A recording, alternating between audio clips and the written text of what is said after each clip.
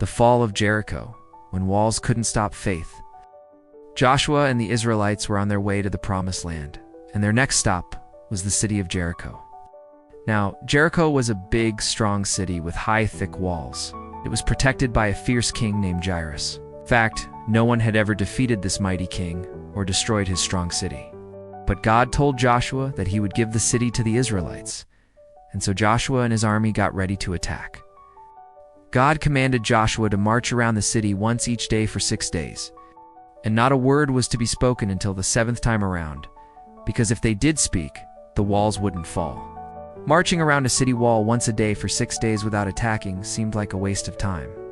Many Israelites probably thought that he wasn't really going to help them capture the city.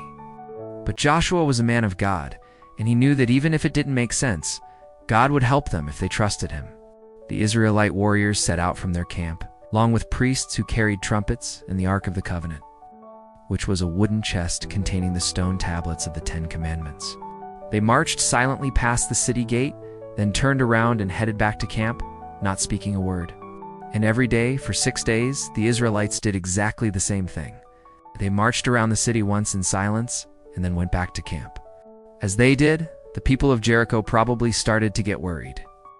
They had never seen such a large group of Israelites all gathered together, and now they were marching around the city every day. But they weren't attacking. What was God up to? They couldn't figure it out, but they would soon find out. On the 7th day, Joshua told his army to get ready. They were going to march around the city 7 times, and when they did, he wanted them to shout as loud as they could. But until that, not a word was to be spoken. So the army marched in silence toward the city. After they had gone around on the first lap, the people of Jericho came out to watch. Joshua and his men continued on in silence, and when they finished the second lap, Joshua told the people to shout. They shouted, and the ground shook. Out! But the walls of Jericho stood firm. The army kept on marching, and on the 3rd, 4th, 5th, and 6th laps, Joshua told the people to shout each time. At last, they began the 7th lap. When they finished the 6th lap, Joshua told the people to get ready. This time, when they made their noise, the walls would come tumbling down. They took a deep breath and began to march toward the city. They had done this so many times, and each time they had shouted and made the earth shake, but the walls still stood. Would this time be any different? They shouted at the top of their lungs.